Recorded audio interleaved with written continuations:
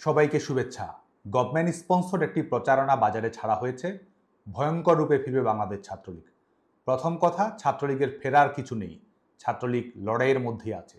দ্বিতীয় কথা, ফেরার কথা যদি বলি, ভয়ঙ্কর রূপে নয়, ভরসা হয়ে ফিরবে বাংলাদেশ ছাত্রলীগ। পেছনের দিকে যদি তাকাই, কোটা সংস্কারের দাবিতে বাংলাদেশ ছাত্রলীগ নিজস্ব কৌশলে এগিয়েছে। সরকারের কাছে আহ্বান এবং রাজপথে সক্রিয় ভূমিকা পালন করার চেষ্টা করেছে। শুধুমাত্র মিছিল, মিটিং কিংবা সমাবেশ নয়, বাংলাদেশ ছাত্রলীগ বরং কয়েক ধাপ এগিয়ে কোটা সংস্কারের দাবিতে পলিসি অ্যাডভোকেসি করেছে। শিক্ষার্থীদের মতামত সংগ্রহ করার জন্য ডোর টু ডোর ক্যাম্পেইন পরিচালনা করেছে। 11 জুলাই হাইকোর্টের রায়ের মাধ্যমে শিক্ষার্থীদের প্রাথমিক বিজয় সুনিশ্চিত হয় এবং 2018 সালে সরকার ঘোষিত প্রজ্ঞাপন পুনরায় প্রতিষ্ঠিত হয়। বাস্তবতা হলো 11 জুলাই থেকেই বাংলাদেশে কোনো কোটা কার্যকর ছিল না।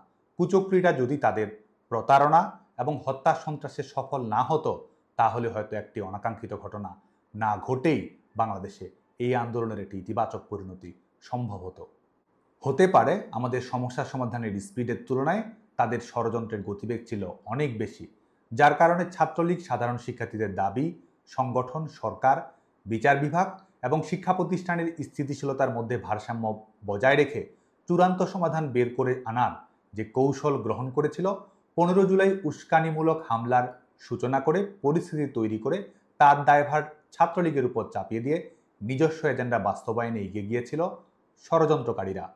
শিক্ষা প্রতিষ্ঠান বন্ধ করার সরকারি সিদ্ধান্তের সঙ্গে সামঞ্জস্যপূর্ণ নীতি এবং সহিংসতা এড়ানোর জন্য তাদের মুখোমুখি না হওয়ার কৌশলকে ব্যাপকভাবে প্রচারণা চালানো হলো শিক্ষার্থীদের আন্দোলনে ছাত্রলীগ ক্যাম্পাস ছাড়া।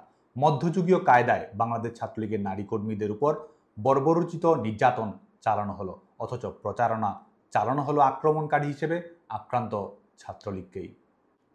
আজকে অনেকেই অনেক কিছু বলছে, অনেক কিছু করছে। শুধু এটুকু মনে করিয়ে দিতে চাই, যারা আজকে ছাত্রলীগ নিষিদ্ধ বলে বলে মুখে ফেনা তুলছে, তারাই এক সময় ছাত্রলীগের নেতাকর্মীদের সাথে সেলফি তোলার জন্য লাইনে দাঁড়িয়ে থাকতো। উড়ে এসে জুড়ে বসে যারা আজকে ক্ষমতার দাপট দেখাচ্ছে, ছাত্রলীগের কর্মী সমর্থকদের ক্লাস পরীক্ষায় অংশগ্রহণ করতে দিচ্ছে না, তারাই বিগত সময়ে নির্বিঘ্নে একাডেমিক জীবন সমাপ্ত করেছে, ক্যাম্পাসে অ্যাক্টিভিজম করেছে।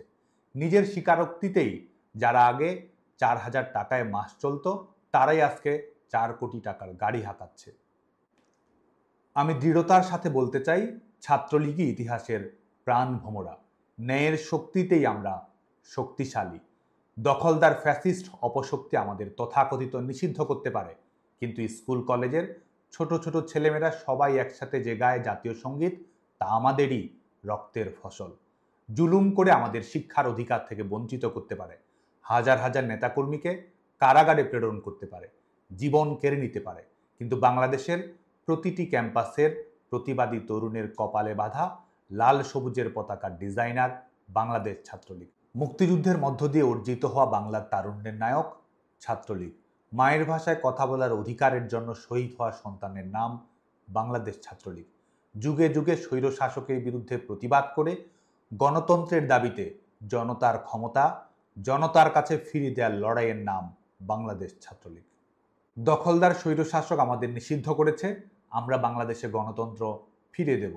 আমাদের সার্টিফিকেট বাতিল করেছে, অবৈধ সরকারের কাছে আমরা সার্টিফিকেট ফেরত চাই না। গণতন্ত্রের জন্য রাজপথের লড়াইয়ে জনতার সার্টিফিকেটই আমাদের কাছে অধিকতর মূল্যবান। আমাদের উপর দমন পীড়ন জুলুম চালিয়েছে, আমরা ন্যায় বিচার নিশ্চিত করব। শিক্ষার্থীরা আমাদের বন্ধু, পক্ষ, প্রতিপক্ষ নয়। আমরা বনামের রাজনীতিতে না, বরং এবংয়ের রাজনীতিতে বিশ্বাস করি। ভবিষ্যতেও সকল সাধারণ শিক্ষার্থীর মানসম্মত একাডেমিক জীবন, দক্ষ মানব সম্পদে পরিণত হওয়া এবং সবার উন্নত ক্যারিয়ার নিশ্চিত করার জন্য বাংলাদেশ ছাত্রলীগ কাজ করে যাবে। আমি নিশ্চিত করে বলতে চাই, ভয়ঙ্কর রূপে নয়, ভরসা হয়েই ফিরবে বাংলাদেশ ছাত্রলীগ। ভয়ের রাজনীতি নয়, জয়ের রাজনীতিই আমাদের ভবিষ্যৎ।